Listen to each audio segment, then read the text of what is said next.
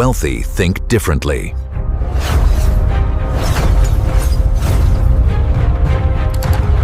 I'm seriously thrilled you're here today because, well, we're putting on our Wall Street analyst hats and decoding the actual mechanics behind one of the most massive fortunes in human history. We're looking at the ultimate case study in wealth generation. We're going to break down the exact strategies, the advanced valuation metrics, and the honestly unbelievable patience that built the Berkshire Hathaway empire. Let's get right into it. I mean, just look at that number, over $100 billion. It's a staggering scale of net worth that almost completely defies human comprehension, right? When we see a figure with that many zeros, our immediate instinct is to assume there's some kind of impenetrable, closely guarded secret behind it. We assume it takes insider knowledge or, lightning-fast algorithmic trading, or maybe a literal crystal ball. But as analysts, our job is to look way past the headline numbers and dig straight into the data. Okay, let's dive right into this, because the reality totally shatters the biggest myths in finance. On one side, you have what people think it takes, an unattainably high IQ, or just getting purely ridiculously lucky on a few risky bets. But look at the flip side. The reality is shockingly simple, and honestly, maybe even a little bit boring. It's just time and compounding. Buffett's greatest secret isn't his raw intelligence, and it certainly isn't luck. It's the relentless compounding machinery he set in motion decades ago. Section 1. The time advantage. Starting the snowball early. This brings us to our first absolutely crucial valuation metric of wealth, and it's one that gets ignored all the time in favor of flashy stock picks. I'm talking about time in the market. To really understand the end result of a compounding snowball, we have to look at the investment horizon. And this timeline? It's absolutely wild when you actually think about it. At age 6, while most kids were, playing in the sandbox, Buffett was selling chewing gum for a profit. By age 11, he was making his very first actual stock purchase. By 13, he was running his own newspaper delivery business. This childhood entrepreneurship wasn't just cute, it laid the foundational timeline for decades of exponential growth. I mean, he started his investment horizon before most of us even understood what money was. Section 2. The Math of Wealth. Exponential Growth in Action. Now, we're going to look at the mathematical core. We've established the early start, but what does that actually look like on a spreadsheet? Well, this brilliantly illustrates the reality of compound interest over a very long horizon. Just look at those first two data points. At age 30, he was doing pretty well. At 50, he was definitely wealthy. But look at that final leap. That massive, mind-bending exponential spike is the result of a sustained CAGR, that's compound annual growth rate, doing all of its heavy lifting.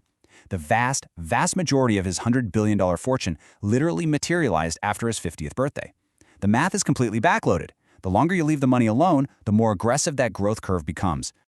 As this emphasizes, the real secret is surprisingly simple: compounding.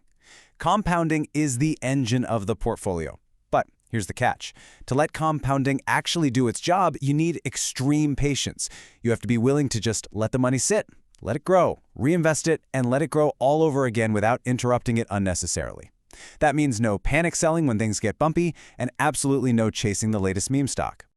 Section 3. Advanced Strategy. What Buffett actually buys. So, we understand the math of time, but what's actually inside that compounding engine? Let's break down the specific value investing philosophy. This right here is a foundational Wall Street valuation metric, the margin of safety. Basically, it means you project future cash flows to calculate what a business is fundamentally worth, its intrinsic value, and you only buy when the market prices it at a really steep discount to that number. It's a built-in buffer. By demanding a margin of safety, you are actively minimizing your downside risk while simultaneously maximizing your long-term upside potential. It's an absolute game changer. Now, what's really interesting here is the concept of the economic moat. Think about it. Just like a physical castle needs a wide, deep moat to keep out invaders, a business needs a distinct competitive advantage, like, say, a sky-high return on invested capital, to protect its profitability from competitors over time. Buffett aggressively targets businesses with enduring, unbreachable defenses, because if a company doesn't have a moat, its profits are eventually going to be eroded by competition, and well, that just ruins the compounding math. Let's look at the real-world application of this inside the legendary Berkshire portfolio. Take Coca-Cola. It has unparalleled brand recognition and global distribution. That's a massive moat. American Express has a closed-loop network and a highly premium customer base. Apple has an incredibly sticky tech ecosystem. And See's Candies? Immense pricing power driven by fierce brand loyalty. He didn't buy these companies because the stock charts happen to look pretty that Tuesday. He bought them because they are real, enduring business models with wide economic moats. For a lot of retail investors, this is a total paradigm shift. Buffett doesn't view stocks as just glowing ticker symbols bouncing around on a computer screen. He views them as literal pieces of real, breathing businesses. When you adopt that long-term ownership mentality, you honestly stop caring about what the market might do next week, and you start caring about what the business is actually going to produce over the next 10 years. You aren't doing quick flips here. You are acquiring assets. Section 4.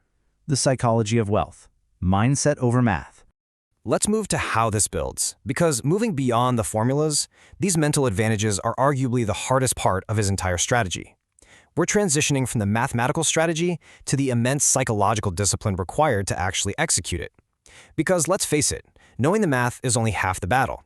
When the market crashes and literally everyone around you is panicking, can you maintain your emotional control? Can you ignore the talking heads on TV and tune out the daily market noise? Can you practice delayed gratification, holding onto an asset for decades instead of cashing out for a fancy new car? This unshakable discipline, which by the way is fueled by lifelong reading and learning, is exactly what keeps that compounding snowball perfectly intact when everyone else is melting theirs down. Section 5.